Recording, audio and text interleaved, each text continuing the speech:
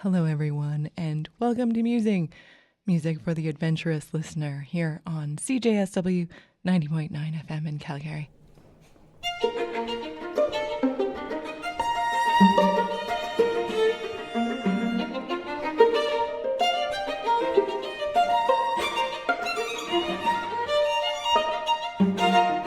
I'm your host, Janna Sailor, and on today's episode, I'm in conversation with composer Dr. Roydon Tse.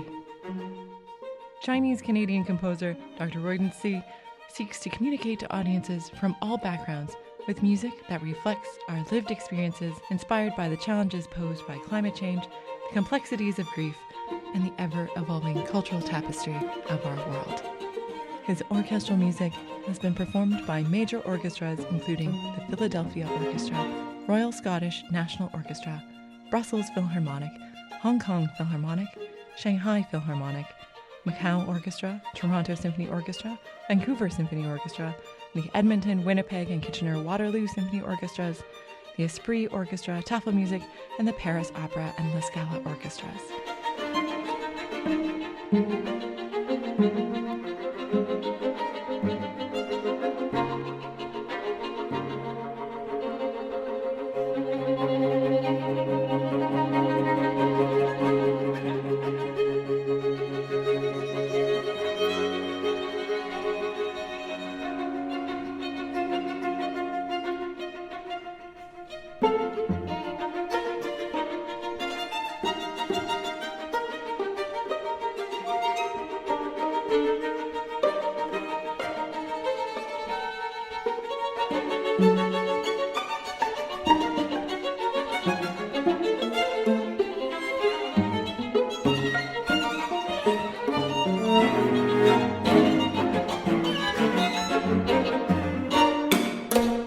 Recent focus on vocal works resulted in performances by the Atlanta Opera, Opera Atelier de Montréal, Vancouver Chamber Choir, and the Vancouver Bach Choir, while his chamber music has been performed by the Verona Quartet, Cecilia String Quartet, and the Locrian Chamber Players. His music has appeared in major venues such as the Lincoln Center, Kennedy Center, and more recently, Beijing's National Center for the Performing Arts, on tour with the Philadelphia Orchestra and iSing, celebrating 45 years of U.S.-China diplomatic relations. Named as one of CBC Music's top 30 under 30 musicians, Roydon has won multiple awards, including 7 SOCAN Foundation Awards for Young Composers, the Washington International Composition Prize, the Lieutenant Governor of Alberta's Emerging Artist Award, iSing International Composition Prize, and the Joanna Metcalf Performing Arts Prize. Born in Hong Kong, Roydon completed degrees in music composition at the University of British Columbia and the University of Toronto, and he currently serves as a sessional lecturer in composition and musicianship at the University of Calgary's School of Creative and Performing Arts. So Roydon, welcome to Musing. So thrilled to have you as my guest today. Thank you for being here.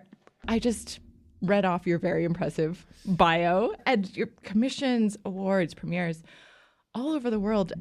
Huge congrats. Your career has just really been blossoming and taking off. So that is just so beautiful and inspiring to witness. So huge congrats.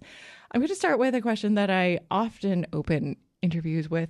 How do you describe yourself as an artist and creator, you as an actual creator and creative being? Thank you for having me, first of all, and thank you for, having me speak my artistic background and talk about music. How do I describe myself? That's a great question to start with. I find myself as like a pathfinder. With composing, I think it's almost like I'm in a dark room and trying to look for a light switch and trying to turn that on so that I can see the rest of the path and then make that path a reality for me. So I find that for every project I go on, there's a bit of excitement, of course, a bit of exploration, and then a bit of where do I go? And I try to find the best path forward that makes sense of my artistic vision, that hopefully can speak to the audience, how hopefully they'll get something from my music. So in a way, yes, I think that's right now I would say that. Maybe I'll change my answer in the future, but Absolutely, as you evolve, yes. Exactly. What kinds of influences and things can we hear in your music that are both the result of years of training, but also the result of your personal life experience? I started as a pianist, not a very good pianist, and I quickly realized that my gifts lie in composition. And so with the piano, with say, violin, these instruments have a great history and a great background with a lot of pieces that have been added by amazing composers. So I felt that I grabbed a lot from Beethoven, Bach, Mozart, and all these geniuses who have done amazing work, and took that and tried to mold it into what I feel like represents me as a composer, as an artist as well. So I think I started with that. I started with a love for the standard rep, you could say, the Western canon. And from there, I went into composition school and I was, okay, what next? Like I can do something like Bach, not like Bach. Exactly. Like in a similar vein, like using polyphony, using harmony, using notes and melody. And then I started discovering, oh, there are composers like myself who are looking at their cultural roots, looking at their heritage. And I thought that was a very interesting idea, which I felt like I wanted to explore that more, but I didn't quite get to as part of my education. It was very much focused on certain things that were important at the time. And then after I left, I was like, okay, I do want to explore more of that. What does it mean to be a Chinese Canadian composer? What kind of sounds are there? What kind of stories, songs, melodies are out there? And there are quite a lot actually, but I just never really had the chance to discover that. So I had a few trips. I went to China. I went to the Shanghai Conservatory, for example, to premiere a piece, but I also learned a lot from the musicians there and learned about the sounds of the Chinese orchestra and what those are. And it's very fascinating. So I think over time, I took those sounds and maybe incorporated that, a bit of that into my sound world, which I continually build and edit and add as a composer. Yeah, absolutely. It's a lifelong evolution and conservatory. We're always expanding as artists. Yeah. And tell me about that. Was that kind of a rediscovery of your Chinese heritage musically, or was that something that was very much part of you growing up? Yeah, it was, I think, almost a new discovery because growing up in a place like Hong Kong, where it was very Western, even though it was Chinese and most of the people there were Chinese, there wasn't such an emphasis on learning Chinese music in school. So all the school music we were taught was quite Western, actually. Maybe it's because of the schools that I was enrolled in at that time. And so I had a very Western upbringing, even though it was technically on Chinese land in a Chinese city. So it was after leaving that I was like, oh, I'm a Chinese composer. Okay, what does that mean? What does that mean musically? What does that mean personally? And I think because when I use the word Chinese composer, it can be a bit of a blanket term, which doesn't necessarily speak to the same thing for every other Chinese composer. There's such a variety of voices and approaches to art. So I wanted to figure out what that is like to me first. What is the authentic way to express that in my music? But yeah, it was a new discovery actually, because I never really had that training. So after leaving, I decided, oh, I need to really learn a bit more about it. So I went back and did my research and so on. And so important for education and discovery to continue beyond the walls of the formal education. And so you can really define yourself and say what you want to say. Exactly. Wonderful.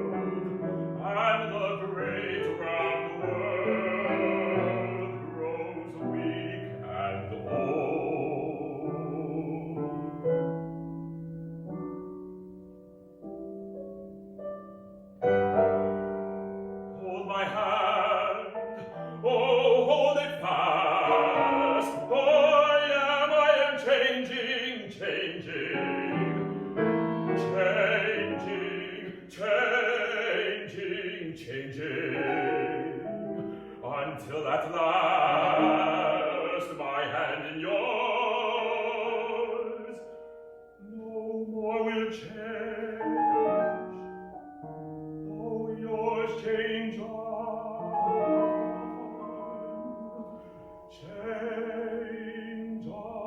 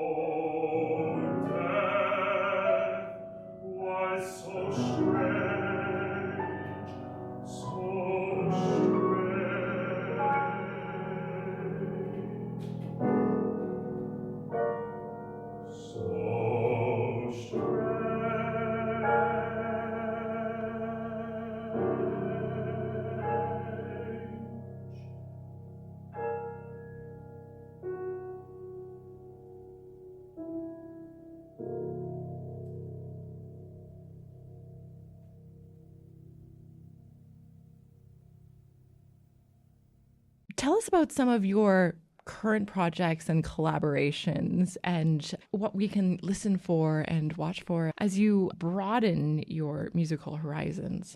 Yeah. What have I been doing lately? Oh, it's been a blur. It's been very busy. I think I'll talk about two projects. I think the one that I finished last year was my Concerto for String Quartet called Restless World Anew, Restless World. And it's for string quartet and large orchestra, and it was co-commissioned by the Annapolis Symphony and the Gabriela Lina Frank Creative Academy of Music. Long words. So they commissioned this, and I got in touch with Gabriela through a mutual composer and was part of her cohort of composers learning about climate change and activism and all those great things. And then at the end of that, she was like, hey, do you want to write this piece? So I said, yeah, this is a great opportunity. Not many composers have the chance to write for a full orchestra. And I love writing and working with large ensembles because there's just so many colors and so many things. So in that piece, I was experimenting with a very big palette. It's a triple wind orchestra, the string quartet, 4-3-3-1, timpani plus 2, piano. And so there was a lot of things to play around with, and I love working with harmonies in one of those main loves of mine for a very long time. And I love tonality, but I also love the in-betweens of tonality. Like, what would it sound like if we put C major, A flat major, and E flat minor together, and they all come in and out? Like, that to me, it's like painting with sound. Right. And that piece, I was exploring, expanding that. Like, how would that feel like in an orchestral setting where harmonies are bleeding in and out, and you're not really sure where you are. There's no definite sense of I'm here because the situation and the landscape keeps moving. So that's what I've been exploring lately. And then another collaboration was a piece that I just finished, actually. It's a piece called Wok Hei, which is Chinese for breath of wok, where you, when you like say, turn on the gas on the stove, you get a lot of sizzling, and that sizzling can, at a certain level, when you add stuff to it, it creates this kind of energy, which the Chinese in Chinese cooking they love because it adds a bit of charredness to it. It's almost like you're burning, like charring the food. But and when they you're call it breath of wok. Breath of wok. I love it's that. Very poetic. Yeah, wok hei. And it's this kind of, like this Chinese, Cantonese thing that the chefs will refer to and use.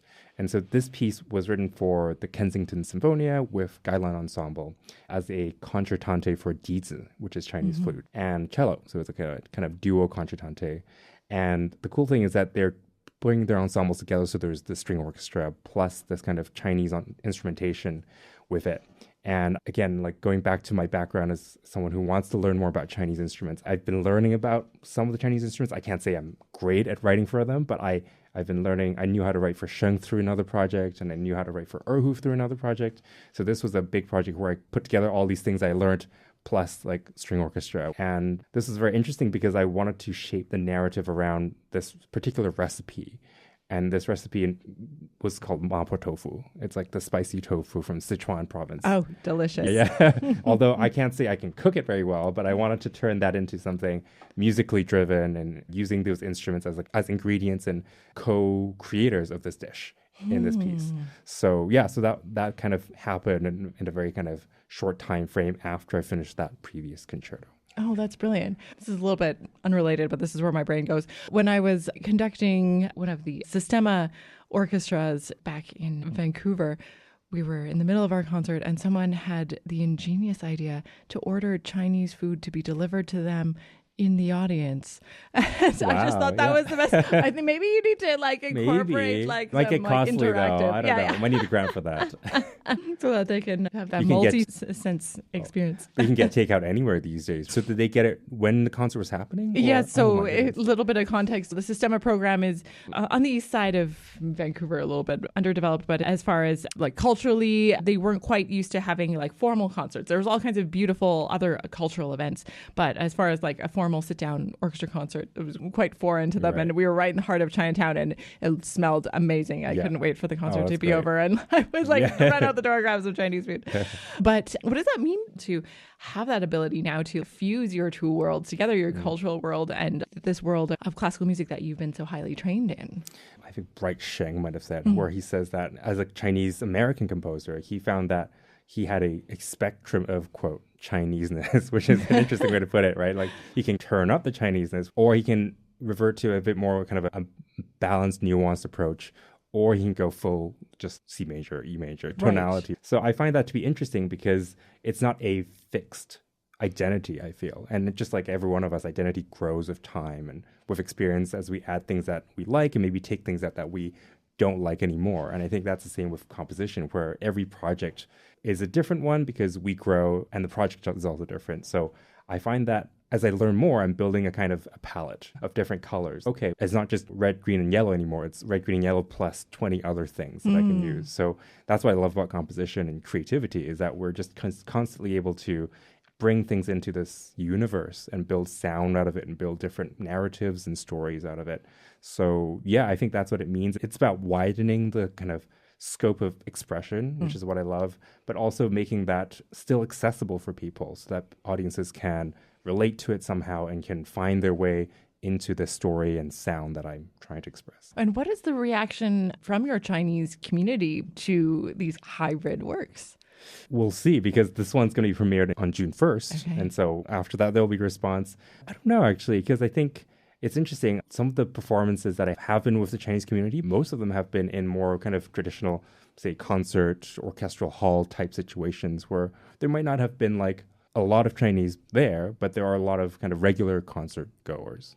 There was one time the TSO premiered a piece and I invited a family friend who was from Hong Kong, and she showed up, and it was a piece that had nothing to do with my cultural roots. It was a piece called Unrelenting Sorrow, and it was a piece about the losses during COVID, so a heavier piece. Right. No particular kind of Chinese influence or folk influence, something like that. But she really enjoyed it. And that's what I want, too, for all my music, is that whether it's a Chinese community listening to it or an Indian community or another community, that they would get something from it. But it's a good question, too. I should survey and do a poll or something. So I want to circle back to, you mentioned Gabriela Lena-Frank, incredible influence and on the compositional world and thinker and social activist, so many things. We could just have a whole conversation about her. Yeah. But that seems like that was just an incredible opportunity for you. If we could just circle back to that and perhaps some other kind of critical opportunities and turning points in your career that were really influential on setting you on your current path. Yeah, let's talk about Gabriela, because as you said, she's an amazing person, very warm, and she shows an exceptional support and rapport with the younger generation of composers. Throughout my education, I've had the fortune of working with teachers who have been extremely supportive and who have offered guidance inside Academy and outside the Academy. But Gabriella is the first composer who's doing it on her own. Like, she's got her own thing. She's not attached to a university or institution, and she's making it work. And she's bringing all these composers across North America.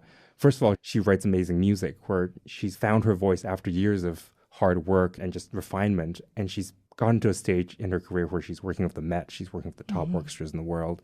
And then she's chosen to kind of share her time and expertise with us, which is a huge blessing. So I've been very fortunate to be part of, a bit of her time, a bit of her circle in a way.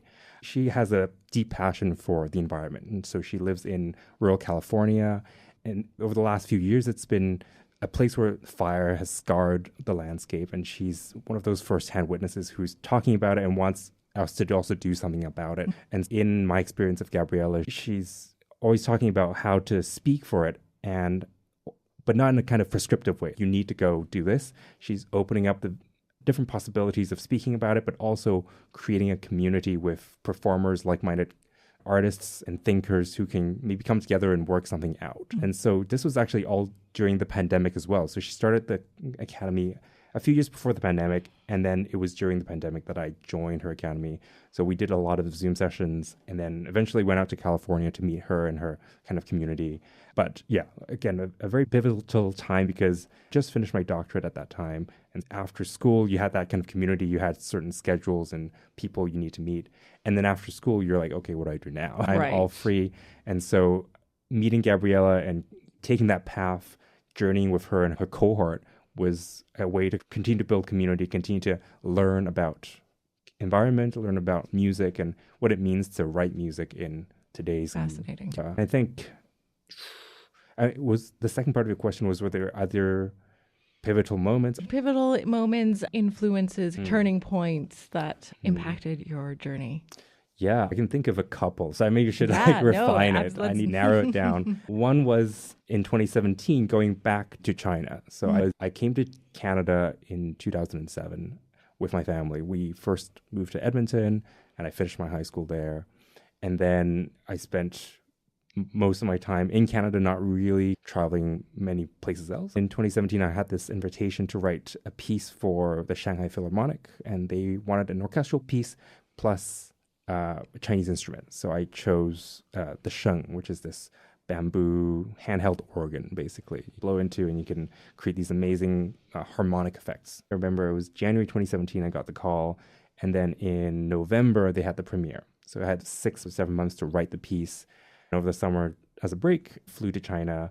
And it was my first time going back. First of all, it was amazing to see how advanced and developed everything was. They have these amazing halls, great infrastructure, and a lot of interest in classical music. For me, it was about exploring how those instruments could work together with the orchestra. It was a piece that I spent a good amount of time thinking about and sketching. And after that experience, I was very pleased with the results of it. It sounded, in my mind, like what I wanted to sound like. Sometimes it doesn't happen in composition because I'm like, oh, I don't have time. But in this case, this piece, I managed to get it to where I want to, which I was very happy about. But it was my first piece that I felt I found a language and a way to combine both the kind of Eastern side and Western side in a harmonious way, from my perspective, at least. And so after that piece, I was like, okay, I can do this and maybe explore more of that going forward. So since then, I've had a lot of different opportunities to write for Chinese instruments, or even just working with Chinese texts and Chinese poems as well within a Western context, Western concert music context as well. So that was very pivotal. And then I'll maybe just mention one more, and I'll go back in time. And I think at the very beginning, the most pivotal moment was working with composer Janna Sailor, who was the composer in residence of Edmonton Symphony, and he's still working at Edmonton and living in Edmonton right now. And so when I was in high school, he selected me for their Young Composer project. And that was my first taste into the world of orchestra and getting a sense of what that means and writing for orchestra. So I heard the piece performed by the Edmonton Symphony, and that's the reason why I'm here today, being able to write music, and because that inspired me to go further and say, okay, if I can do that, then maybe I should really seriously consider what that means in a professional context.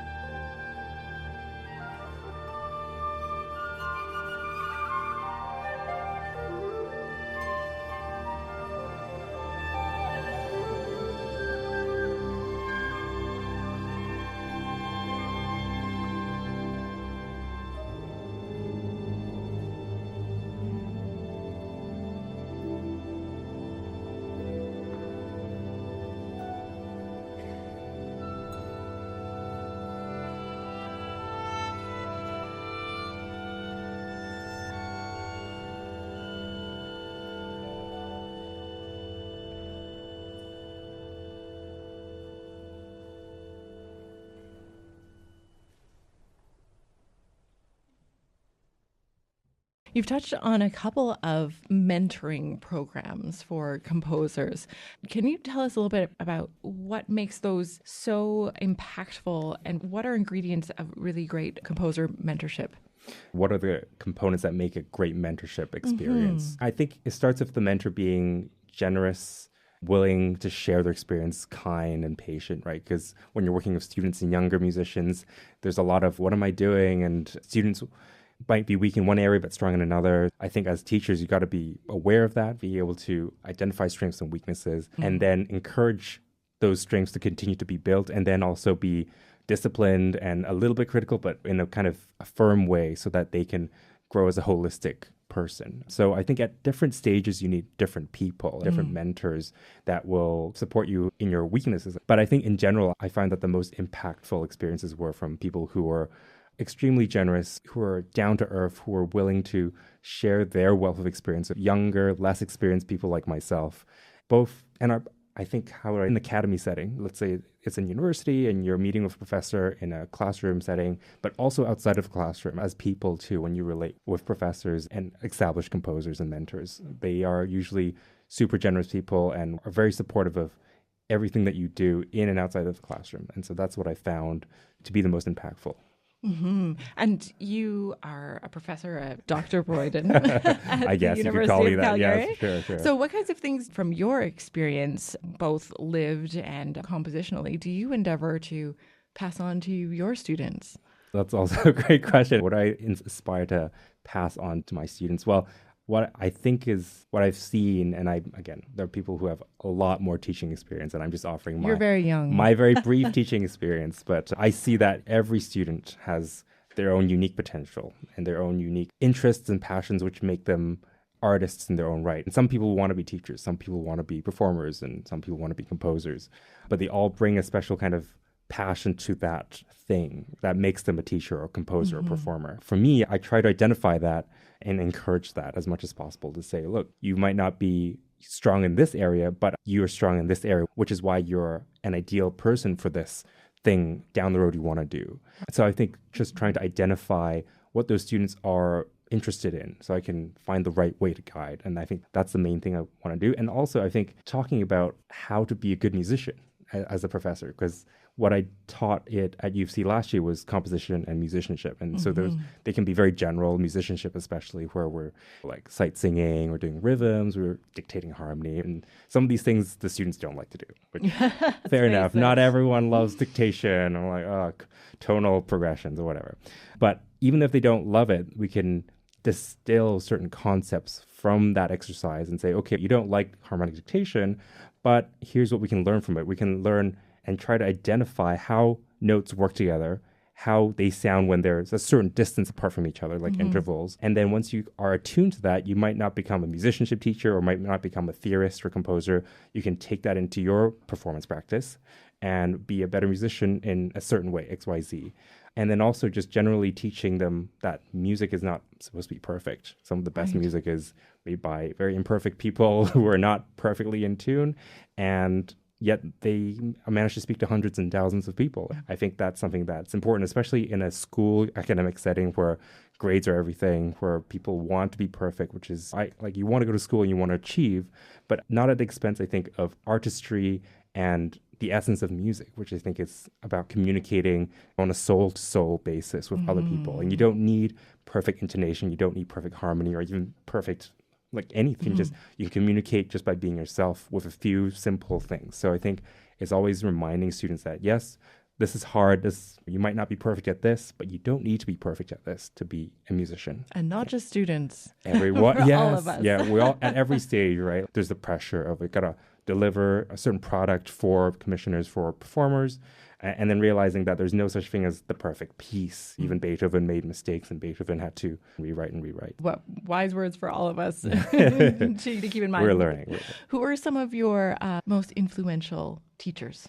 Ooh, yeah, great question, too. I would say I've mentioned John Estacio before. John was my first composition teacher. I've had many piano teachers and violin teachers before, but John was my first composition teacher. Shout out to John. John, yay. And we met and had lessons not in an academic kind of setting like a university, so it was very informal, but he taught me how to read scores, doing the basics of composition. With that technique, I was able to do all these other things in the future. So John was definitely one of them. I think Gabriella is the other one. Gabriella, just because of her generosity of spirit, her ability to speak to us as people, not as students or as composers. And as equals. As equals as well, yes. So it's a very, very conversational kind of relationship that I have had with Gabriella. So I would say those two. All the other teachers that I've had the fortune of learning from, they were all impactful in different ways, except that probably I wasn't a very good student, was probably the answer. When I was working through all sorts of other things too, but I do remember John and Gabriella as kind of distinctive personalities in that sense. What is next for you as an artist? You have some commissions and things that you mentioned, but as you grow and continue, you're still early on in your career. Where do you see yourself heading? That's also a very good question. And I think I'm at a point where in need of reflection because it's been such a busy year. I'm sure for you too. It's been a very busy year. And now that the school year has winded down, I feel like it's time to take stock and think about what my next projects are. So I did finish those 2 previous pieces, which took up a lot of energy and time. And I've got a bit of a break before kind of the next thing, which is something with Tapestry Opera. We're doing Lib Labs in July. Wonderful. And before that, I feel like I'm in a place where I can just breathe a little bit, figure out what do I want to say. And I think I've always liked the idea of variety in a composition life where I would write an orchestral piece and then do something vocal, do something chamber, do something for the solo, and then back and forth. Because it's great to write one orchestral piece, but then if you were to ask to write 13 in a row without any breaks, it gets tough because you want to say something different each time and you don't want to repeat yourself. And so I like the idea of variety in that compositional life.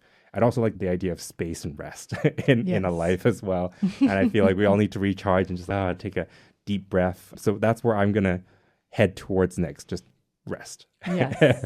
And then hopefully come back. I love the idea of working with text, and I love the idea of maybe even thinking of operatic ideas in the future, because with opera, you already have a story. You might be working with a librettist. And for me, that takes off the stress of trying to tell the story, but to think about sounds that will work with the story kind of organically. So it's a fun process, and I like the collaborative aspect of it too, with another person, with a librettist, and then with a director. Whereas when you're writing instrumental or purely concert music, it can be a very solitary experience where it's just, like you are working on this piece and then you're going to hand it in to the commissioner once you're done. Yeah, I'm looking forward to collaborations. I'm looking forward to working with text and voice a bit more. And then coming back to the orchestral, chamber music, all these kind of great things I've been doing a lot of already. Nice. I'm not sure if we talk about this enough as creators and co-creators, but what does a successful collaboration look like between, say, a composer and an ensemble, or a composer and an individual artist that you're writing for? What ingredients go into that experience to make it really work? That's a great question, too. Yeah, you've got great questions. Minds want to know. Very inquiring minds. I think the collaboration is a lot about the relationship between you and that person. Having a good relationship means being free to have that discourse of agreeing, disagreeing, finding common ground, where you feel like you're free to express your fears, but also the positives and negatives in any kind of project. And I don't know, sometimes it's the chemistry. Sometimes it takes a bit of trying things out to see if that works with that person. And if it does, it's great. But if it doesn't, that's also great, because you don't have to make it work. Sometimes that's that particular relationship. Right. So I think in the collaboration, it's about finding that comfort of working with someone that, like, okay, I can speak my mind, they can speak their mind, and we can both share in that safe and collaborative environment.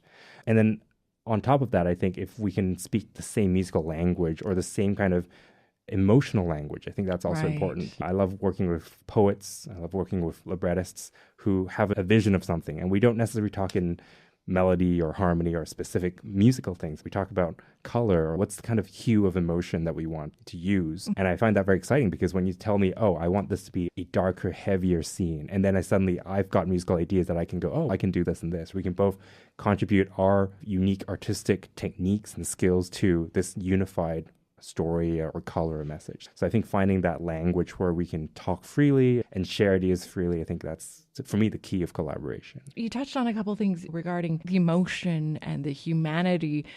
Is that a really vulnerable place for you as a composer to essentially place your soul and your life work in someone else's hands and for them to realize on stage. I'm strictly a performer and interpreter, and that's always a source of anxiety unless I have the opportunity to work with the composer is, am I getting it right? Am I getting the essence of it as an interpreter? But what's it like for you as a composer to be able to hand over something that you've spent dozens, maybe hundreds of hours on creating? Yeah, it definitely is very nerve-wracking. As someone who's not playing the instrument or conducting, or just sitting in the hall and listening to that happening in front of me, I have no control at that moment. And I think maybe that's why, but I also feel like, yeah, it is like serving up an inner world on a plate. At least for me, when I approach a piece, I have to have this emotional connection to it before I expect an emotional connection with others through the music. And so I often come to it with a sense of emptiness and humility of like, okay, I've got to write this piece, but what do I need to say? I need to try to root out the things that are superficial, get to the core of it, and then put it out there. And hopefully the performers, whoever they are, will do it justice and also be on the same wavelength of that's the vision and that's the emotion we want to communicate. And oftentimes, all the performers I've worked with are wonderfully attuned musicians who know right away, okay, this is supposed to be that. And they just go right ahead and execute that very well. And so I have no problems with their professional kind of technical abilities and also artistic abilities. But for me, it's still nerve-wracking. I just sit there and I go, well, okay, this is me on a plate. Let's see what other people think. It's just part of the life. Part of the process. Yeah. As you prepare for these wonderful new works to be premiered and launched out into the world, what do you hope that people hear and take away from their experience of your music? Yeah, I think for each piece is different. And maybe I'll make mention the recent premieres that I had. So I was in Toronto in April with the Esprit Orchestra. And they performed a piece I wrote a couple of years ago called Stepwise. And Stepwise is for chamber orchestra. And I wrote it for Esprit with a kind of in mind, it's like a 10-minute piece. And the piece is basically a series of variations on our harmonic progression. So it's like a chaconne, but like 21st century, essentially. And in that piece, I just wanted to have fun. And I just wanted performers to have fun, even though it's a very hard piece, but also the audience to be entertained in a kind of like a light way. So I feel like there are pieces that I write that are a bit more heavy, a bit deeper in terms of the colors and emotions that I want to express. But there are some pieces that are just meant to be light and fun, hopefully. So in this piece, I had a lot of fun writing it. I don't know about whether the audience had fun listening to it, but I had a lot of fun writing it because I just was like, oh, I could play one of these chords for ages. I wrote 16 continuous variations and I could have written like 32 and it could have gone on for more. But that piece was just a doodling in the playground of like chords and orchestration. And then the other piece that I had a premiere for, which was the Concerto for String Quartet and Orchestra, that was a piece about our relationship with the environment and a 3-part symphony / requiem about climate change, which has darker overtones. So it starts off with something that's a bit more desolate, and then it grows slowly and turns into something more hopeful and radiant at the end. And so that kind of journey takes a bit more time and a bit more investment on the audience's side because it's tougher to digest as opposed to, and to sit with that discomfort. Exactly. There's discomfort. To sit with that over a prolonged period of time requires a bit more investment and a bit more patience from them. So 2 different types of pieces that were premiered days from each other, but I think 2 different experiences that audiences took away from. Right. Brilliant. Well, thank you so much, Dr. C. Roydon. Thank you. Thanks for having me. My guest on Musing. It's been so great to take a deeper dive into your music and your output. Where can people hear your work in the next little while? Yeah, thank you for having me on again. It's been wonderful to talk to you and have these kind of deep conversations about creativity and music. I've got a website. It's roydentse.com. You'll hear some occasional updates and some new pieces as they come out there. I have an old SoundCloud page. It's so funny how SoundCloud is starting to feel dated these days, but we don't really have anything else to take over. But mostly my website. So if you're interested in seeing whatever new work comes up, check it out. Brilliant. Thanks again, Roydon, and all the best. Thank you, Janna. It's great being here. You've been listening to Musing on CJSW 90.9 FM in Calgary. I'm your host, Janna Sailor. Thank you so much for joining me for this celebration of music, creators, and ideas. Musing is a production of the Canadian Music Centre Prairie Region and is heard right here in Calgary and around the world via the magic of the World Wide Web that connects us. As we end our time together, We recognize that there are more than 630 First Nations communities across the lands that we now know of as Canada, representing 50 distinct nations and Indigenous languages. In addition, there are Métis in every province of the country and 53 Inuit communities speaking different dialects of Inuktitut across the north. We acknowledge them as the original music makers, dancers, creators, and caretakers of our lands, and they continue to inspire and teach us as we commit to learning and moving forward together. I'll leave you with more music of Dr. Roydon Tse. Thanks so much for listening, and until next time, thank you for supporting Canadian music and musicians in your community.